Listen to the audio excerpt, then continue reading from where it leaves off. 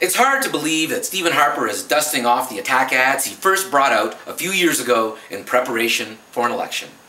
For all the talk that none of the parties want one right now, it's hard not to wonder why it feels like we are smack in the middle of one.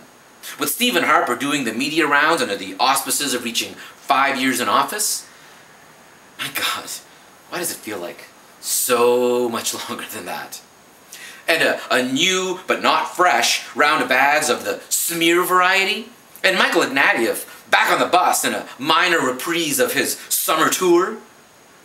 It feels very much like I'll be clamoring for a job with Elections Canada in the near future. But my job prospects notwithstanding, I'm not sure I'm looking forward to the Groundhog Day of an election. The outcome is going to be the same. And the ads telling me that Michael Ignatieff is an anti-Canadian American mole are tedious, tiresome, and trite.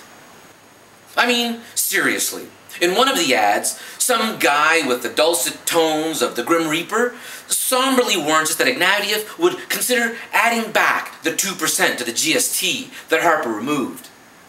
Even though most economists, who rarely agree on anything, except maybe cardigans, agree that it's more beneficial to individuals to reduce income taxes. But why do something that's good for the people if it doesn't appeal to the conservative base? How's that for self-interested? And the ads just keep on hammering on Ignatieff's time living outside Canada, and most seriously, in the US. I don't know if Harper knows this, but you know, the Americans can hear you when you accuse Ignatieff of having cooties from living there. I don't know. Maybe you should cool it. After all, they are our best customers, and you do want to keep selling the oil sands, don't you? I mean, those tailing ponds ain't gonna fill themselves. It just seems to me that if after 2+ years in office since the last election, your lead hand is Ignatieff is a spy, and not any actual accomplishments, I mean, I can't blame you. I can't think of any either.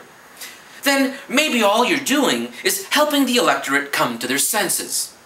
You might find this hard to believe, but a coalition government would not be the apocalypse. I happen to know this because Gilles Duceppe can't ride a horse.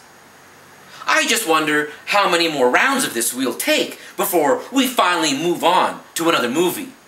Because personally, I'm finally getting bored of this Groundhog Day. For rabble.ca, I'm not Rex Murphy.